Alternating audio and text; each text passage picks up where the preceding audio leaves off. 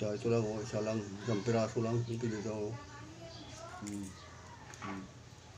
Tapos, salpakin mo na.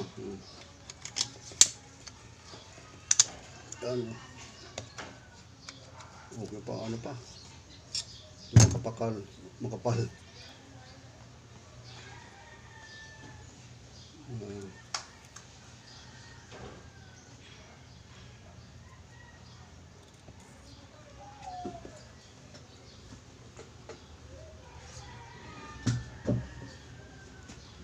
Pwede na yan. Pwede para sapak natin. Kailangan nakatukupan yung sentro niya yung kung saan.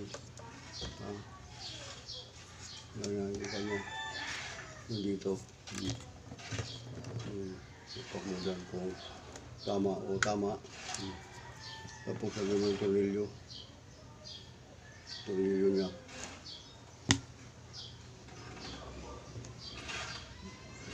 Tatlo lang.